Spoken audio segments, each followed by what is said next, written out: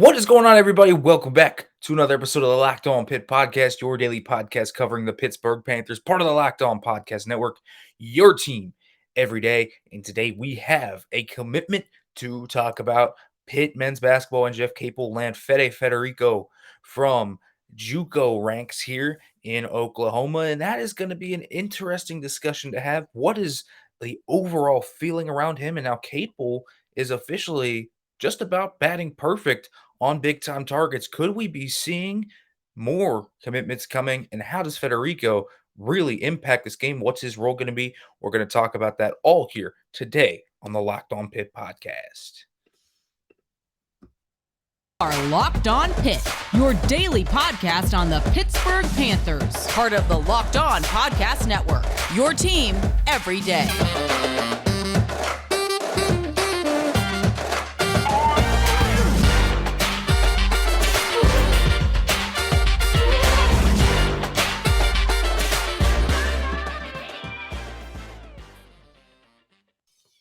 Welcome back to the Locked On Pitt podcast, everybody. If you are watching this, we'll make sure to like, comment, subscribe, turn on the notification bell, do all that good stuff. If you are listening to this, make sure to leave a review and do all of those great things.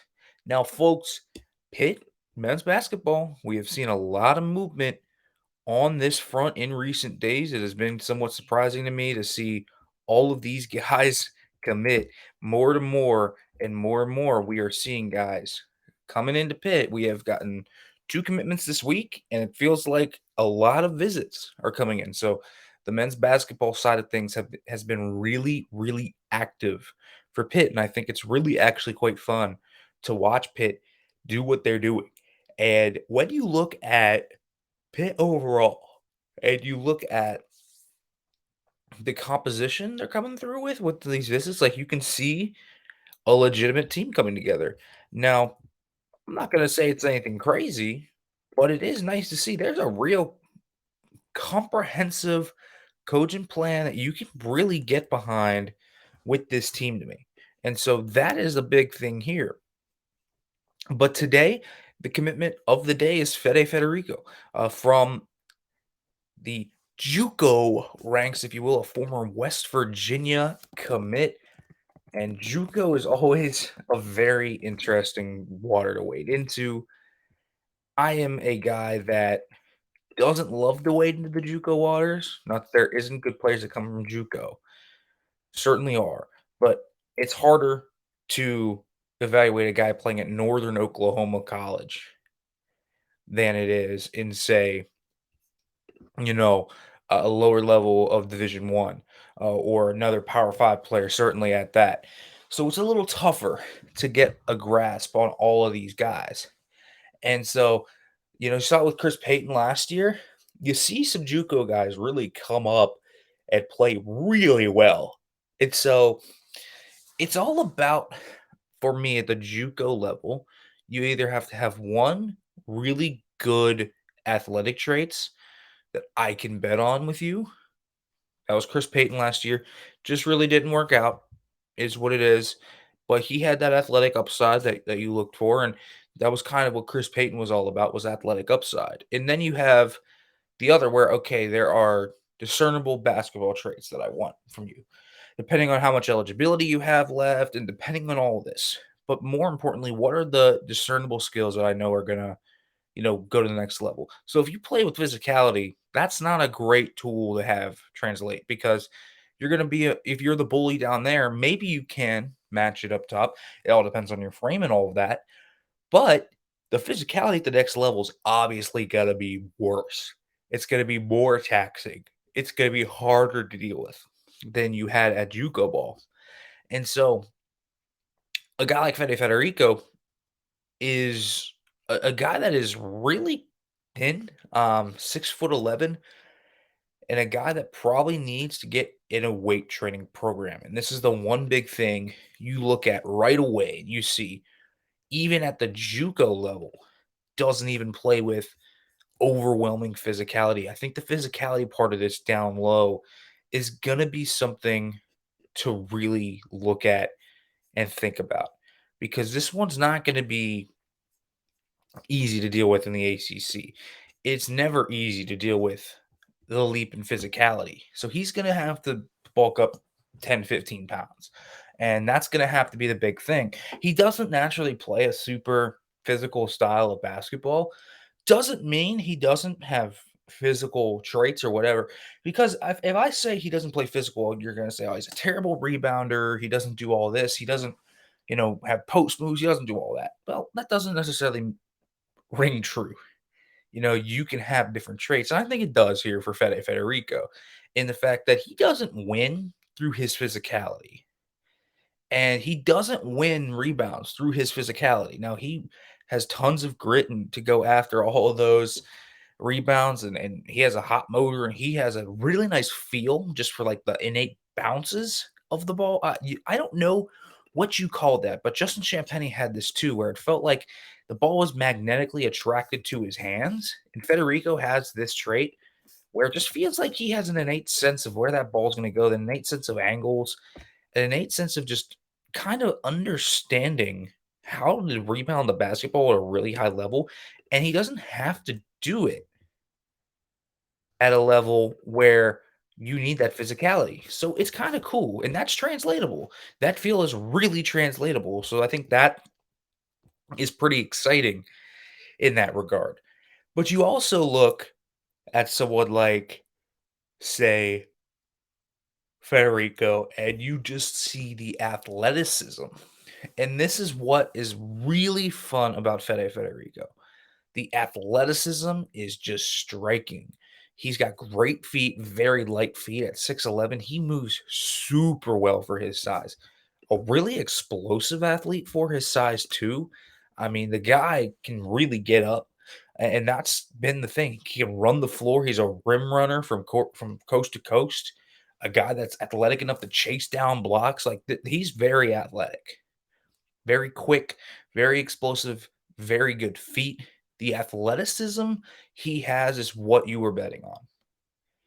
And his athletic traits at this stage of the game, and this is what makes, I think, Fede Federico really kind of intriguing, is this athleticism.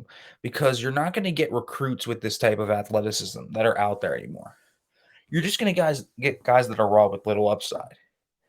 He's raw, but he has a ton of upside. And that's the big thing here is I think as an athlete, he is phenomenal. And I think that is where this upside comes in. 3 years of eligibility. Well, you teach this guy anything else. He gets a jump shot. He gets a legitimate feel of post moves. He becomes a guy that can play with his back to the rim. I mean, we are talking about a player at that point that could be something very, very special. We're not just talking about a good player anymore. We're talking about a serious player here at that point. And so I always think of guys like Fede Federico as, yeah, kind of a lottery ticket, but I mean, easy bet for what he does. An easy bet. You just don't find guys with this athleticism at this size, at the 5. You do not. You do not find rim runners like this very often. And that's what makes him such an intriguing player for Pitt, is because he has this athleticism. Now, again, we talked about the frame. He's going to have to work with that. He's going to have to play with a little bit more physicality. And I think that's something that, is going to have to happen. And not that he needs to, play bully ball. He just needs to be able to withstand others kind of bullying him. And he needs to be able to be like, okay, I can respond back with a little punch of my own. Right now, I just don't think he has that oomph down low to really play with down the block. So he's not got that, grown man strength like a John Hughley does. He's kind of going to have to work in a similar role to a Noah Collier or a Mogi. Mogi, not a super strong guy either. Not going to play with his back to the rim. He's a cutter. He's a guy that's not going to bang down low. I don't think Federico is going to bang down low either. I think that's a John Hughley thing. So that's something to watch here when you talk about fit and what he can do. Now, I still have a few other comments I want to talk about Federico and his game overall and what he can bring to the table. But first, let me let you know about Built Bar, because, folks, Built Bar is a protein bar that tastes like a candy bar. It's covered in 100% real chocolate, and they have the first ever protein-infused marshmallow. They are called the Built Bar Puffs, and they're fluffy. They're marshmallowy. They're not just a protein bar. They're a treat. Also covered in 100% real chocolate, and puffs come in so many different flavors. Cinnamon and Z churro, coconut marshmallow, banana cream pie. These could be your new favorite right now, but here's the thing about Built Bar overall. You get the taste of the candy bar, but you get all the health benefits of a protein bar. It's low in calories, low in sugar, low in carbs, high in protein. You compare that to a candy bar, it knocks it out of the water. And so all you have to do to get this right now is go to built.com, use the promo code LOCK15 and get 15% off your order. Use the promo code LOCK15 for 15% off at built.com.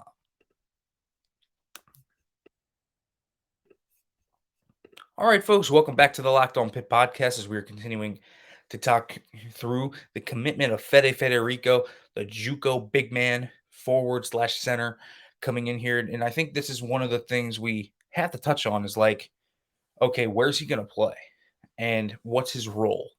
And I think to kind of highlight that, we got to talk a little bit more about his skill set still. And we kind of touched on it with the athleticism, but he has a pretty good innate feel for the game. Good feet, really good athleticism. He's a rim protector. And this is something that I think is really fun to look at. And you know, what I think Pitt needed in a certain rim protector was that they really needed a dude that could be a defender that could really use his athleticism to make guys think twice. With no Mogi, you needed that. And so, you absolutely have to make sure that you had rim protection on this team because it was just something they didn't really have. And without a rim protector, I mean, man, without any post defense like that, you're going to get eaten down low and you're going to allow teams to really just attack the paint at will. And when Mogi was out of the game last year, you saw that. They need a real rim protector. And he can be it. Ideally, they honestly get two, so they probably should get another rim protector because there's not another one on the roster right now. Obviously, there's only two big men, and John Hugley's not really a rim protector at this point. So looking at what you have in Fede Federico, you have a rim protector now in him, which I think is really good to have, and that's very key on the defensive end. Almost average 2 blocks per game, down in the JUCO level, and so he's a quality guy that can give you that. I also think he's a really fundamentally sound center in the pick and roll game. Now he's comfortable working on the perimeter because he is so athletic. So naturally, you get a guy that wants to work out there, doesn't have a great jumper, but a guy that can work out there and really get in the pick and roll game. When he is cutting and coming downhill, it's tough to stop him because he is so athletic and he's so explosive. He's able to work on those in lobs, lob it into him and let him finish it. Let him finish at the rim. Great finisher at the rack. You're going to get a guy that can do that. You're not going to get a guy that is going to be a great free throw shooter, and he probably won't be. Again, he's not the type of big to me that's going to draw a lot of fouls either because he's just not playing with that physicality. He's just not playing down low. He's not banging around to do that. So he doesn't strike me as a guy that's really going to come in and cause a lot of fouls anyways, but not a great free throw shooter, not a great three-point shooter, not a great jump shot. That's not really his game. He's a 4 or a 5, more than likely a 5. And I think this is kind of the whole point. A rim protecting 5 with a ton of athletic upside on the offensive and defensive end, a guy that can rebound though, and more importantly, a guy that can set a screen properly, and a guy that can really work in that pick and roll game. Because I think that has always been something that they really wanted to work a little bit more out of. And you saw it during stretches last year when they got their pick and roll game working. Pitt was really effective at it. And it helped out a lot. And they lost that with Noah Collier transferring. And I think directly when you look at Federico, I guess the replacement, the person who he's replacing is Noah Collier. Like that's who he's replacing. You get the athletic upside. Noah Collier had that. You get the screen game that Noah Collier had, and you essentially get a bigger version of Noah Collier, which isn't bad, and with arguably more upside, to be quite honest with you. So you get a guy with a ton more upside. You get a guy with a lot more actual snaz and sauce to that.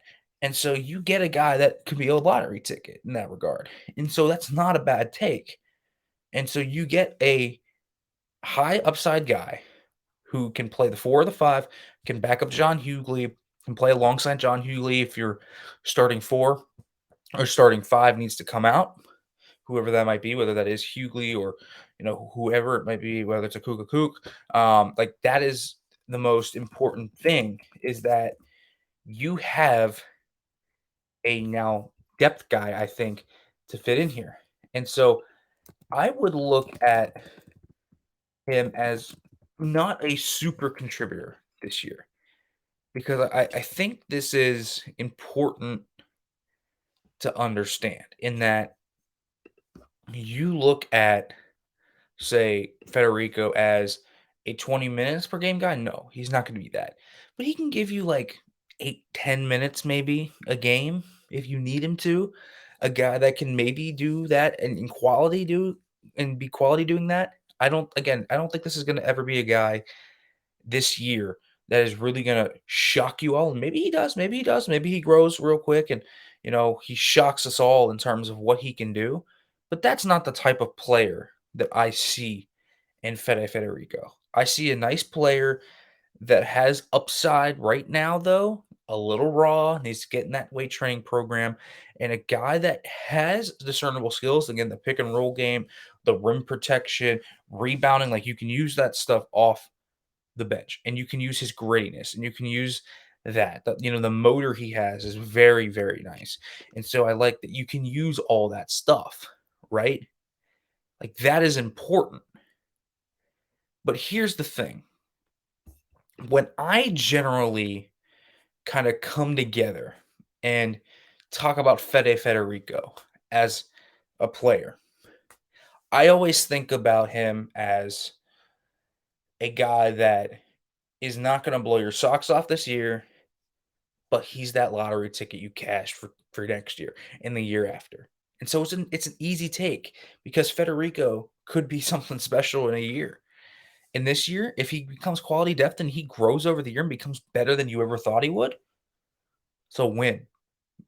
So I like the take of Federico. He could be that 12th or that 13th man and could end up not playing at all. We could see that happening. But right now, he's going to be that Noah Collier replacement. I tend to think this is an upgrade over Noah Collier.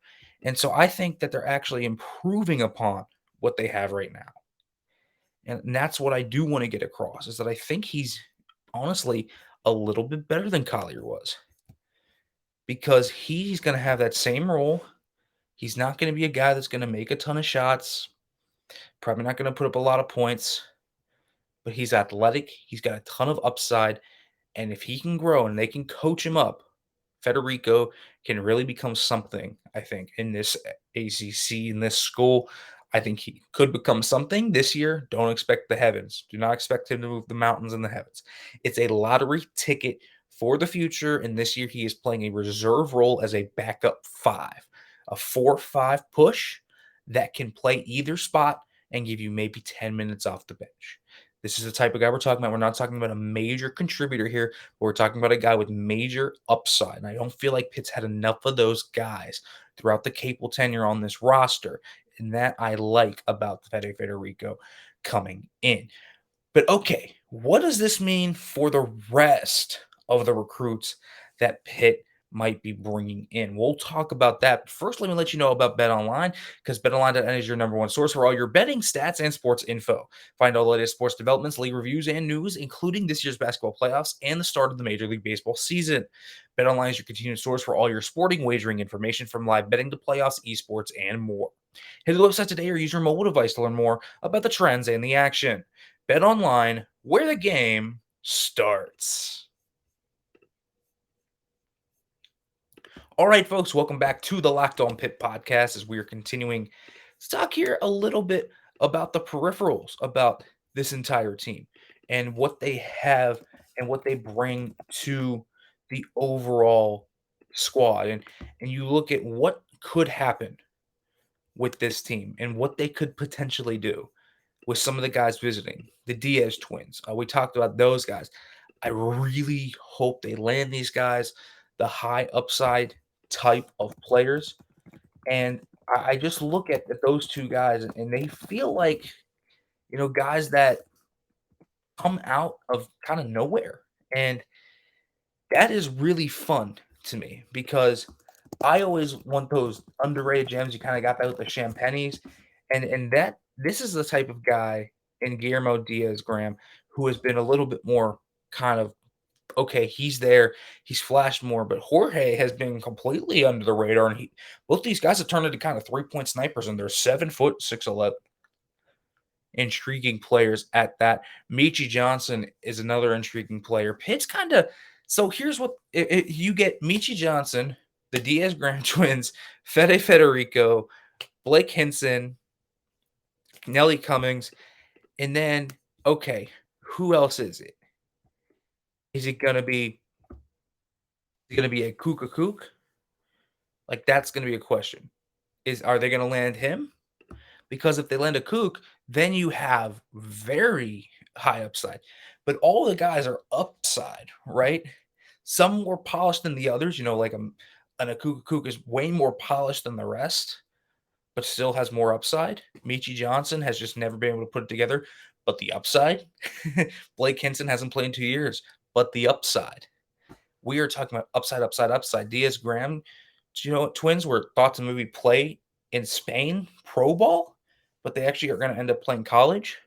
Upside. The upside, upside, upside, upside, upside is all here. So say you land all these guys, and it's very possible.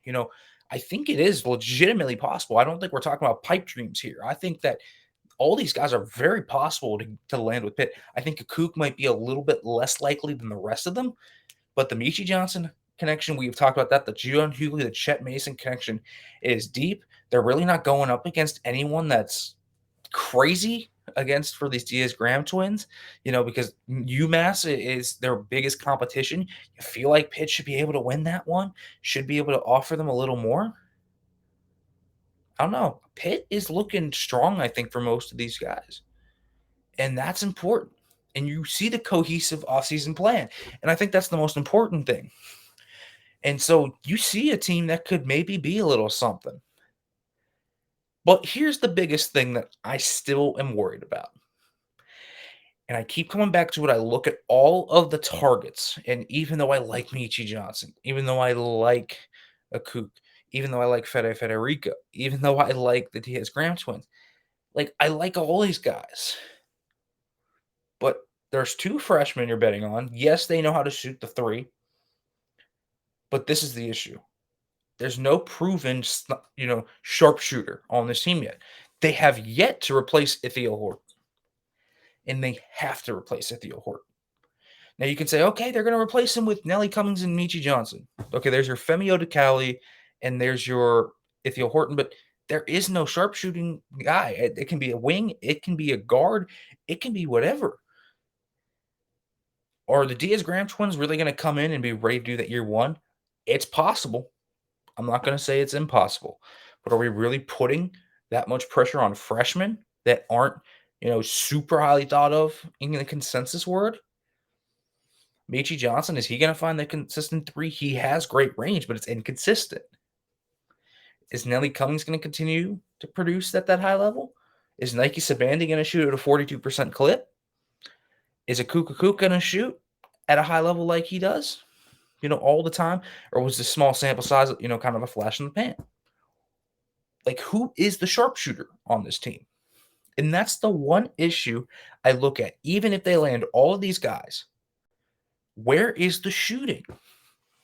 You have shooters. Yes, you have guys that can shoot, but you don't have the shooter. You don't have a mode where you say, that is my three-point guy. I can go to him. I need to see that guy. I need to see who that guy is. Who is that sniper? Who is the guy you will rely on? Who do you want to rely on as being that guy? They need to find that guy. There's plenty of shooters in the portal. They were in on Jason Roche. Now it seems like they're not. Just whatever. It's fine. I like Jason Roche. I would have liked him at Pitt. But okay. Go out and get a shooter. You have to do it. You need a pure shooter. It has to happen. This team needs shooting. Otherwise, teams are just going to play in the zone. They're still going to double on the block to Hughley. And you're going to see a lot of frustrating games. and you're going to cap the team's ceiling. And that's the biggest thing here. And maybe you want to see the step from Nate Santos. Maybe you finally get the Will Jeffress step. I don't know. But that's not a thing I'm betting on. If I'm Jeff Capel and I look and say I land the Diaz Graham twins, I land Akok, and I land Meechie Johnson, I still have one scholarship left. I know what that scholarship's going to. And it's going to a sharpshooter. That's who mine would go to. I need that shooter. We need spacing. We need gravity. That's what I would say if I was Jeff Capel. That's what this team needs still. Even if they land all those guys, they need that sharpshooter. They need that sharpshooter. Shooting will become the MO if they land those guys. You have to land a sharpshooter. It doesn't matter what happens. There are guys in college basketball right now that do nothing else but shoot the three, and they play, and they are valuable members of their team because shooting the three is the great equalizer of basketball. You need to be able to shoot the three. Pitt needs a sharpshooter. They need to replace what Theo Horton brought to the table. And so while I like what they have laid out, I like the plan, that sharpshooter is yet to be seen. It has yet to show up on the radar, and they need to land a sharpshooter because that will really open up what they have in the arsenal. And that's the most important thing here. They need to do that even with the construction they might be personally heading towards. All right, folks, as always, thanks for listening. We are going to have plenty of Kenny Pickett content coming up on the show soon. Scouting reports, guys from NFL teams coming on to discuss him. We are going to have a ton of Kenny Pickett content next week for draft week to see where he could possibly end up. We will talk all about it. We will hit all the points. Everything will be sharp, folks, and we will make sure we have Kenny Pickett covered 100% here on the Locked On Pitt podcast. As always, though, folks, thanks for listening. And as always, hail to Pitt.